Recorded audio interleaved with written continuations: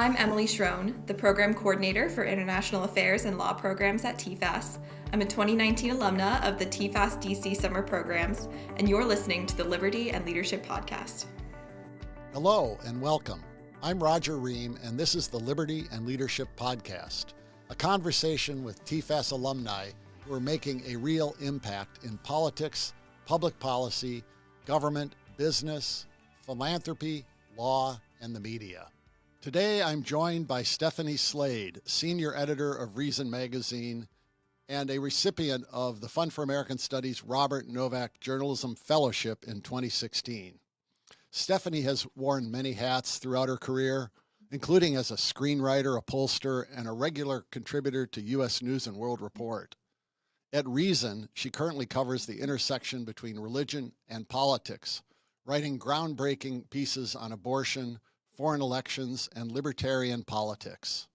She was recently named a Liberal Studies Fellow at the Acton Institute in Grand Rapids, Michigan. Stephanie remains dedicated to unearthing the truth, one of the multiple reasons she was named a finalist for the 2013 Frederick Bastiat Prize for Journalism. I'm excited to discuss with Stephanie some lessons on liberty and leadership that she has learned over the years. Stephanie, thank you for joining me and welcome to the show. Thanks so much for having me, Roger. Well, perhaps we'll begin with a very simple question. Reason Magazine is a libertarian publication. Could you just say something about, you were formerly the managing editor, now senior editor. Tell us something about what Reason Magazine is all about. Sure. We're a monthly print magazine and a daily minute-by-minute website that covers the news from a libertarian perspective. I always specify that means small L libertarian, which is to say that we're not in any way affiliated with the Libertarian Party. Some people I work with are members of the Libertarian Party, but many of us are not. But our ideas are libertarian. So we believe in individual liberty. We believe that the sort of highest political value is limited government and individual freedom and freeing people up and giving them space to live their lives and pursue the good life, on their own terms as much as possible. And that the government has a very limited role to protect our fundamental rights and liberties, but leave us free to do the rest and do that individually and in association with each other. So it's not a sort of hyper-individualistic or atomistic philosophy that says every person for themselves. We believe very much in voluntary communities that form and pursue that good life. But we think that it ought to be done as much as possible, at our level as opposed to at the state level. Well, that philosophy of limited government and free markets is probably why we have you and a number of your colleagues have received Robert Novak Journalism Fellowships. You got yours in 2016. Could you speak a little bit about your project and perhaps whether that fellowship offered you some advantages in terms of your career as a journalist? Absolutely. Yeah, so I got the fellowship at such an interesting moment in our country's history. I applied in, I think it was February of 2016, and was accepted a few months later. And my project was about basically, if I was going to boil it down to a nutshell, about religious liberty and making the case for the importance of having laws that protect religious liberty and protect the rights of people of faith in this country.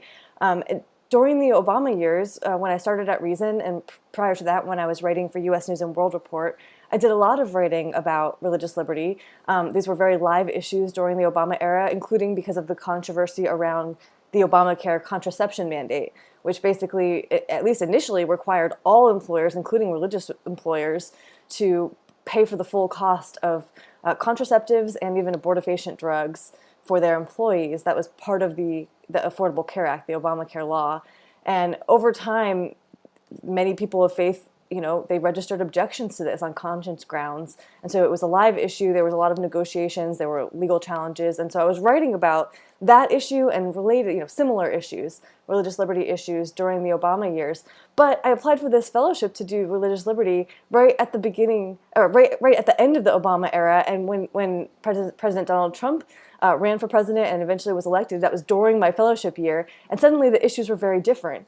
And so in the years since then, I've done a lot of writing that's still at the intersection of religion and politics, and still definitely is informed by my belief in the deep importance of religious liberty, but also has now expanded over time into other aspects of how does religion and politics intersect, and in some cases, how are the ways that people of faith can perhaps look at politics and use politics in ways that I'm not so comfortable with. So in the last few years, I've done a lot of writing, for example, about the Catholic integralist movement, which are folks who think that we ought to have less separation between church and state. And that's not something that I'm comfortable with at all. But being a Catholic and a political journalist, it allows me to continue to do work at this intersection of religion and politics, still believing, writing about the importance of religious liberty, but doing it kind of from a different perspective, or hitting these issues from a different angle because of the way the world has changed in the last 4, 5, 6 years since I did the fellowship. So I take it while issues change from Obama to Trump in terms of religious liberty, well, were you surprised at the attraction that Donald Trump had among kind of religious evangelical conservatives? Yeah, I tell you what, I wrote a lot of things in 2015 and 2016, predictions about how the primary election would go and how the general election would go. That did not end up being true. No, I'm not alone in that. Many political journalists, we were wrong. Our instincts were wrong about how that election would go. I've certainly been humbled by it and have tried to make a point of not making nearly as many predictions on the record about how elections will turn out since then. But yeah, I mean, it was certainly a surprise to see the sort of political right, the Republican voters, conservative voters, the religious right, as they say, and especially evangelical Christians, who if you go back 20 years to during in the late 90s and the Bill Clinton era, the idea that morality matters, that morals matter, that character counts, was such an important part of what folks on the right used to say, and how they used to say that they approached politics. And that did seem to go right out the window with the candidacy and election of Trump, who is certainly not somebody who embodies or lives out the idea of character counts.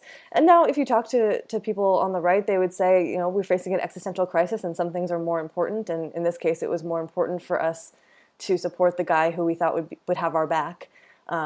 But it was a surprise to me, and I definitely had to sort of eat my words a little bit, because I did not think that Donald Trump was going to win the Republican primary or the 2016 election, in part because I didn't sort of see the rallying around him from the right, from folks who had been talking about morality and character, which is what we ended up seeing happen. Why do you think there's such strong disagreements or such a divergence not just among Catholics, among Protestants, among people who call themselves Christians, and among people of faith generally, when it comes to their views on politics, on the role of government, on capitalism? A lot of people, I'm a Protestant, and certainly there are a lot of clergy in the Protestant church who seem to denigrate capitalism and view it as antithetical to Christian values, driven by greed or whatever. But we all read the same Bible, but we come up with such divergent political views. Do you have some thoughts on why that is? Yeah, I mean, I definitely think that there is room within the sort of Christian faith to be a faithful believer and a good Christian, and to disagree about questions of public policy, and sort of have these different orientations toward the role of government in society and toward the morality of markets. I think there can be good faith disagreements, and I try hard not to ever say, well, if you want to be a good Catholic or if you want to be a good Christian, then you have to be on my side of this debate. I'm sympathetic to those who are skeptical of markets. I think they're almost always motivated by good intentions, by a sense that there are people who are suffering from poverty. There's so much inequality. The system that we have has produced these outcomes that they see that are certainly flawed, imperfect, in these various ways. But I think that there's really strong arguments to be made, and a big part of my career has been making these arguments, that actually if you care about poverty, if you care about what is the system that does the most for the least among us, and that gives us all the material benefits, the greatest material benefits, that there has never been a system that's done any better, that's done anywhere close to as well as a sort of free market capitalist system, free trade, global trade, minimal regulations, unleashing the sort of entrepreneurship of people to find ways to serve each other through the markets. that has produced, there has never been a system that has produced better outcomes, including and especially for the least among us. And that's just a sort of empirical fact. Which countries have in which countries and in which places in history have the poorest people had the best lives? It certainly has been today, in Western industrialized capitalist countries. And that doesn't mean that these systems are perfect or these countries are perfect. It doesn't mean that there aren't still ways that we can improve them. It doesn't mean that we don't individually, as market actors, have moral obligations to each other. But I can't imagine, and I don't think that anybody has been able to either invent or even posit a system that could do a better job than what we have at helping, reduce poverty. And by the way, if you care about inequality, which is, I think, a totally human instinct to think, why it just seems wrong that some people have so much more than others. I think actually, if you were to, the further back in history you go, the more backbreaking, abject poverty you find on the ground. That's real inequality. When you had kings and you had paupers, that was, and the paupers it was a struggle just to have enough food to survive another day. That is true inequality. What we have today is not, I'm not saying it's not a problem at all, but I'm saying we're moving in the right direction. You brought to mind some 10 or 15 years ago, I was sitting in my church and the associate minister was offering a prayer, and she, in her prayer, included the words, "May we put people ahead of profits." And so I sent her a note, probably should have just let it go, trying to explain to her the role of profits and losses in a free market economy, and that they direct resources to their most valued use, and it's not a conflict between profits and people. And when I saw her a few Sundays later, she said, "Oh, thank you for your letter. My husband tells me I need to learn more economics, and I just bought the latest book by John Kenneth Galbraith." And I thought, oh no, she's going the wrong direction when she's trying to learn economics. Send her some Henry Hazlitt instead. Yeah, exactly. Economics in one lesson. More recently, you've been covering what I guess is loosely called or often called the national conservative movement, kind of the follow-up of the Trump administration. They've held several conventions. I know you've gone and written about them. There's been a fracturing of sorts among the coalition that held together people who opposed big government during the Reagan years, at least, the old Frank Meyer fusionism, as it was labeled. You've written some great pieces on this that have been published in many places, not just in Reason. Do you think there's hope for a fusionism among conservatives and libertarians, or should libertarians, those who oppose expansive role of government, look to the left and try to find kind of the old-fashioned liberals who still believe in free speech and oppose, cancel culture? Is there more opportunity for fusionism there for libertarians? It's sort of eternal debate within the libertarian world about whether we should be trying to ally ourselves with folks on the right, to our right or to our left. And there's always disagreements. And I think it's not an either or proposition, that on issues where we agree with people on the left, so we tend to have more fellow feelings with when it comes to like criminal justice reform issues, immigration issues, maybe with people to our left, I think we should work with them.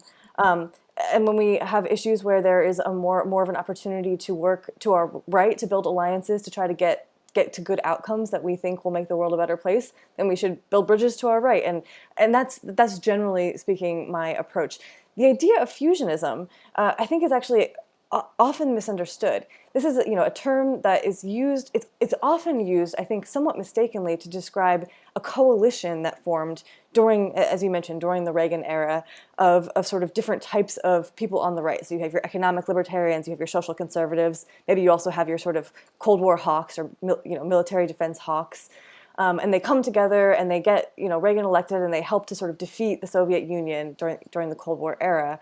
But actually, fusionism was always, as it was laid out by Frank Meyer, this senior editor at National Review, who is sort of the godfather of the idea of fusionism.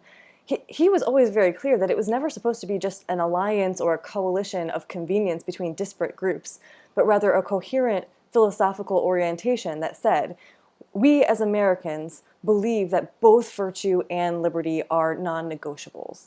we must have them both. And if you sacrifice one to try to get the other, you're undermining the whole American project. He believed that this is what sort of informed the American founding. And certainly as conservatives, the thing that we were trying to conserve is this great principle of the American founding, this fusionist idea that liberty and virtue need each other, and we must be committed to both of them.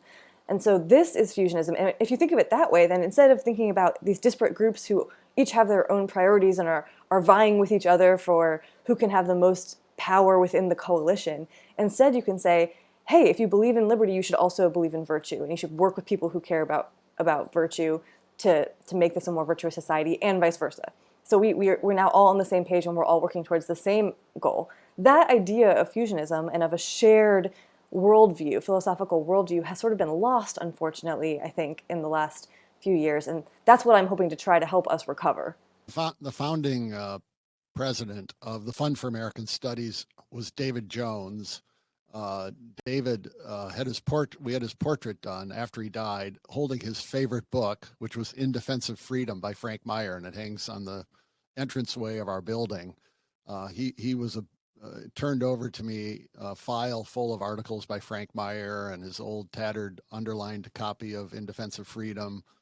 So Meyer's had a great influence, not only on David Jones, but I think on the development of the Fund for American Studies and what we try to do, which is trying to reach young people who we think will be leaders in the future, who may not have a political philosophy at all. They may identify as libertarian or conservative or even, middle of the road or left, but they're persuadable. And we're trying to introduce them to some of those ideas that you mentioned, the founding ideas of this country that are worth preserving. And at the same time, make it clear to them, as you said earlier, that it's through free markets that you can most promote human flourishing and give people the opportunity to better their lives. Do you see much of a hope or plan that could move us more toward the kind of political institutions, the kind of guiding political philosophy that libertarians believe in, of less government, limited government? I mean, the Constitution lays out some very important functions for government: national defense, policing, the establishment of justice and court systems. And those are while they're very limited and narrow functions, they're very important functions. They're essential functions, and they're very difficult to do. Yet today, government is just involved in every aspect of our lives. You touched on how they even want to push values onto religious institutions that might be against the beliefs of those institutions. How do we, is there a pathway to get back to the kind of system that libertarians believe in? I think that this is a live debate happening right now in real time that we're living through. So, may you live in interesting times. We certainly do live in interesting times. And so we often in America tend to think of politics in terms of a left-right spectrum. And I always try to introduce a second dimension, which is the liberal versus illiberal dimension.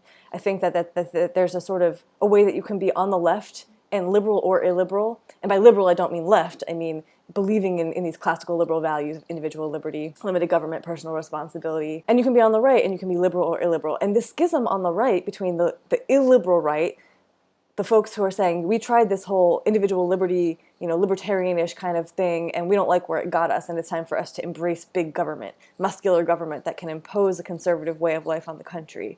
That schism that has opened up between those folks and people like me who still really believe in the importance of classical liberalism and individual liberty, it's an intellectual war that's playing out right now over what is going to be the sort of future of the Republican Party, the conservative movement, and the country as a whole. And I don't know how it's going to end. I know that I have one side that I really believe, I'm hoping one side will win, and I don't think it's hopeless. That's the thing. At this moment in the last few years, it has been easy to, I think, fall into despair over the future of the country, and there's certainly a lot to look at and be despairing of in our politics right now. I think the main thing that's wrong with our politics is this turn on both the left and the right towards illiberalism. The illiberal factions, those who reject individual liberty, and the idea of a sort of pluralist, a world in which even those we disagree with have rights that we have to respect, and we have to be willing to share a society with them, even if we don't like the way they use their freedom.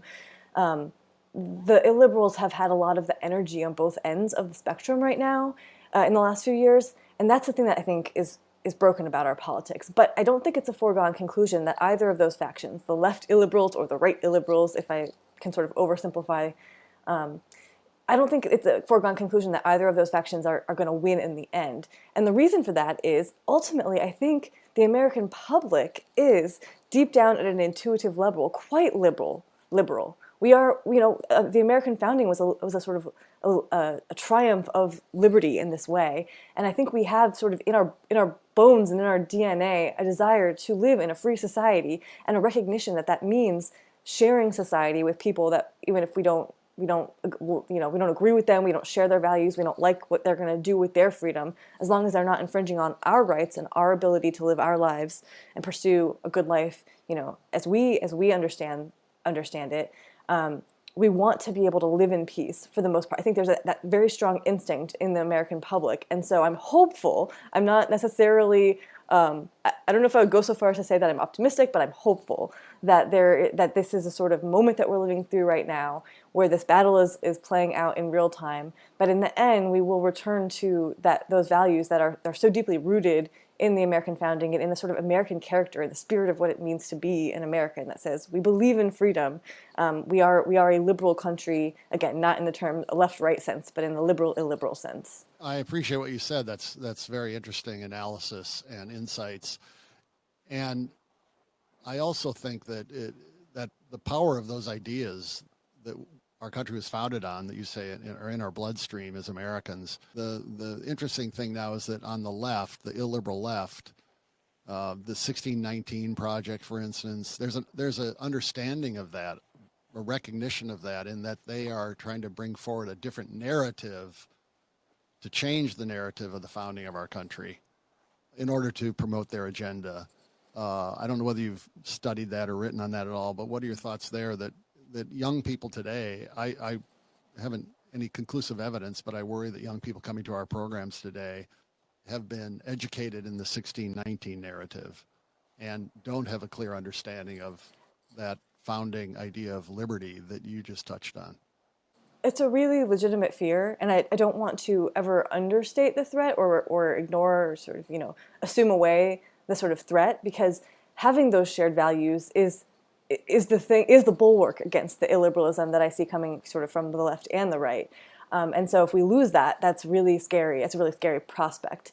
And it's true that the sort of illiberal forces, especially on the left, have, in many ways, they have control of many of the commanding heights of our culture. They run the departments at elite universities, for example. They are the folks who are making the sort of they run mainstream media. They're in Hollywood, producing movies and TV shows that are influencing the next generation's perception of what it means to be an American and what America is all about.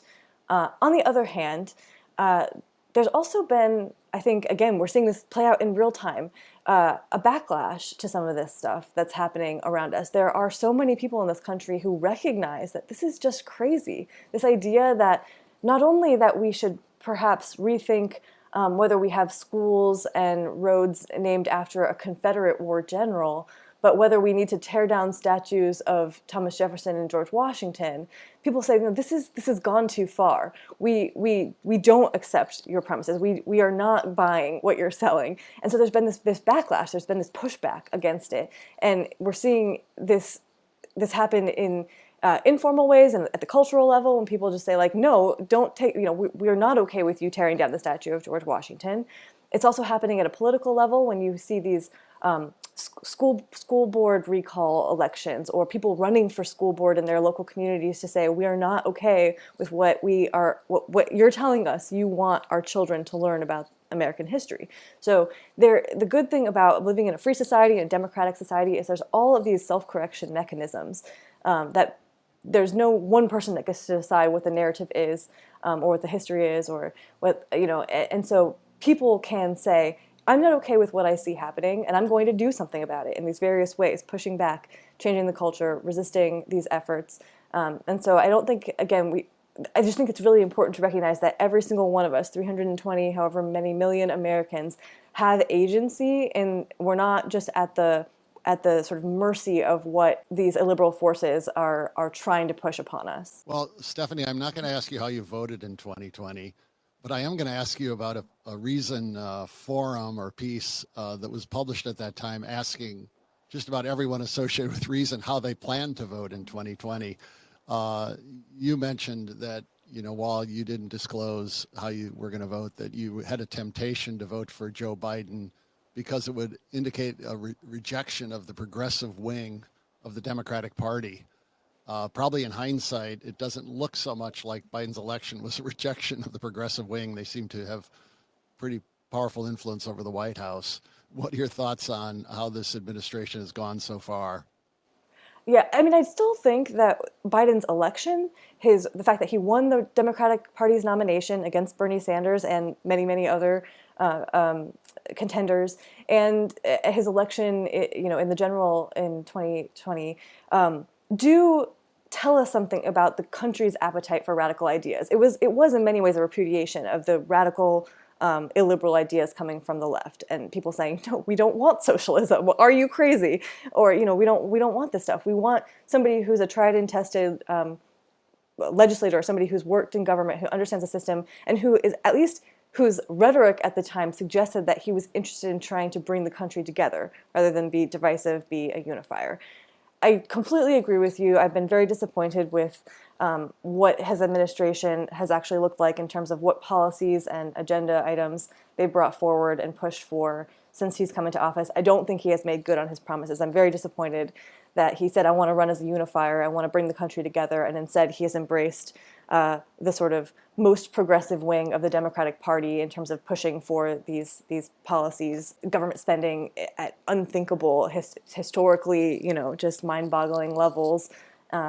No sense of the ways in which that might be contributing to our inflationary woes today and many other problems with our economy. I've not been pleased by the Biden administration's record so far. Let's shift gears a bit. You recently gave up the role as managing editor of Reason magazine and took on a new role as senior editor.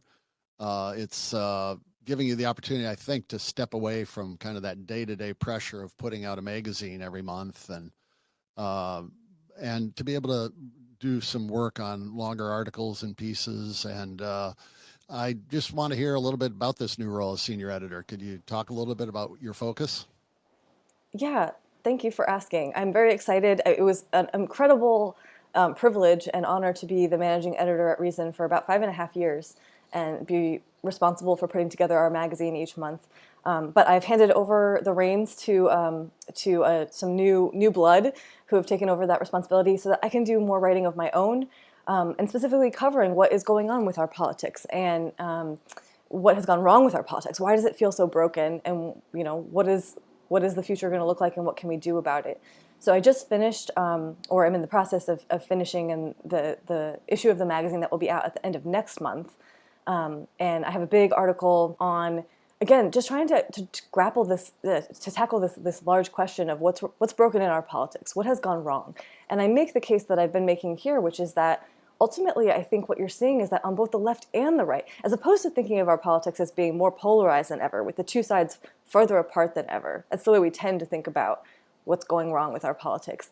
I argue that there's actually this convergence that's happening where both elements on the far left and on the far right have embraced illiberalism, have said we no longer accept your liberal premises of a country in which we share society with those whose values we disagree with. We want to seize political power, and we want to use it to destroy our enemies. That's the thing that's happening on both sides right now. And so that's what my big article next month is going to be about. Looking forward to it. Can't wait to see it. And for any of our listeners who also agree with me that sounds like a fascinating article, you need to subscribe to Reason, and it'll come to your doorstep. And what you said, that's the October issue? It's going to be the issue that has October on the cover. So it'll actually be out several weeks before that, because our magazine comes out. It'll basically be out at the end of August, beginning of September for subscribers. And do you think you'll continue to kind of keep that focus for now on looking at splits in the political movements and the topic of fusionism that we touched on, and cover those issues as well as the religious liberty issue? Yeah, that's the goal. So again, if you think of fusionism as being the idea that both virtue and liberty are non-negotiable, they're so important and we can't sacrifice either one of them.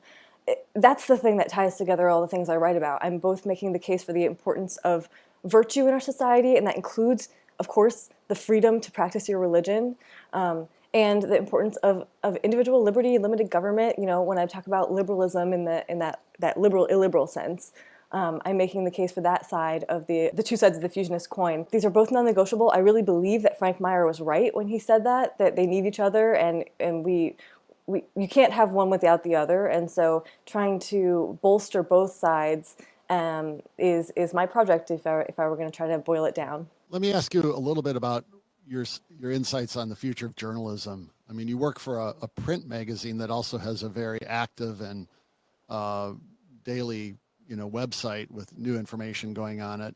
But a lot of magazines have abandoned the print magazine business. A lot of young people, we sense, are turning away from pursuing careers in journalism. It's changed very much. There are probably fewer opportunities to be a true journalist who covers stories and reports on things, and more that are just pontificators in 250 characters or less. But what advice would you have for young people who are interested in journalism about pursuing a career in something that has a questionable future? It is definitely an unstable industry, and I don't want to misrepresent that to anybody who's trying to decide what path to follow with their career. There are a lot of really talented writers out there. There's a lot of outlets that are going under all the time and layoffs happening, and it can be pretty disheartening to watch the state of the industry. On the other hand, I believe very deeply that there will always be a market demand for good reporting and writing, and good, honest coverage of what's happening in the world, both a sort of objective journalism, news gathering and reporting sense, and when it comes to what is sometimes referred to as opinion journalism. Reason Magazine is an ideological magazine, of course, as we've been discussing. That means we have a perspective, we're open about that, we cover the world through this lens, and that still can be good, honest, ethical journalism as well. It's just because you're bringing a sort of opinion or analysis or a perspective to bear doesn't mean that you're not doing good journalism. And I think there's room for, in a healthy media ecosystem, you have both those things. You have objective news reporting, people who are not trying to change your mind on things, they're just trying to tell you what's happening in the world as it's happening. And you have folks who are providing analysis and perspective. Both of those things can be done well or badly. So we are trying to do it well, and if you can do it well, if you are a strong writer or editor, if you have that sort of ethical instinct and that desire to get to the truth and bring it to your readers, I think there is a future for you in journalism. It's highly competitive, but we're looking for the best. So if you're the best, come talk to us. Well, before we wrap things up, I like to ask one final question, and it is a broad question. So give me whatever thoughts you might have. But what advice would you give to young people in terms of how to be courageous leader in their careers? What kind of things does it take to be a strong leader with courage, especially in this environment you touched on where there's this cancel culture and expressing an opinion about your thoughts about whatever's happening in the world can get you canceled or get you into a lot of trouble? Yeah, this is such a great question. I mean, part of it is recognizing that our jobs in the professional world is to do more than have opinions. I say this in journalism all the time when I'm talking to young writers or aspiring writers. Even if you're looking to write op-eds, which is an opinion form of journalism, you cannot just show up with an opinion. You have to be ready, prepared to teach your readers something that they don't already know. That means you need to have gone out and collected some facts. You need to have done the work to understand the issue, to make yourself basically an expert on the issue that you're writing about, so that you can teach your readers something new. If you just come with an opinion, then the answer is going to be, why should anybody care what your opinion is? Everybody else has an opinion too. So the thing that you're bringing to the table is it's a value add. It's new information. You're able to explain a complicated subject. You have gone out and found information that other people don't have, whatever the case may be. That's the key to good journalism, even opinion journalism. And I think that sort of translates, especially early careers, as you're working your way up and working your way into positions of leadership, knowing that just, we all have opinions. You may not always agree with everything about the way your institution is run. You need to be willing to stand up on principle when you think something has gone wrong and say that. But you need to know that that just, I think things should be differently, or I demand that things should be done differently in this organization is not going to get you anywhere. You have to be able to be prepared to build a case for your views. And sometimes to say, okay, I've expressed my opinion on this issue. I lost that battle. My institution has decided to go a different direction. I'm going to accept that loss gracefully and live to fight another day. These are the types of things I think that separate good employees and good, leaders from everybody else. Is like, are you a team player? Are you principled and ethical and honest and forthright, but also are you willing to sort of take your losses sometimes and say, okay, I did my best, I lost that one, let's show up tomorrow and keep working together towards our shared mission. Well, it's fitting, Stephanie, that you received a Robert Novak Journalism Fellowship, because it sounded like you were channeling him there. That's something he impressed on our Novak Fellows when he was alive, the importance of providing information, even in editorials and opinion pieces. That's what readers want, and that's what you provide them in your writing. And so it's just been great having you as a guest today. Thank you for sharing your story and your keen observations. It's very much appreciated. I really appreciate you having me on. Thank you for listening to the Liberty and Leadership Podcast. Please don't forget to subscribe, download, like, or share the show on Apple, Spotify, or YouTube, or wherever you listen to your podcasts. If you like this episode, I ask you to rate and review it. And if you have a comment or question for the show, please drop us an email at podcast@tfas.org. The Liberty and Leadership Podcast is produced at K Global Studios in Washington, D.C. I'm your host, Roger Ream, and until next time, show courage in things large and small.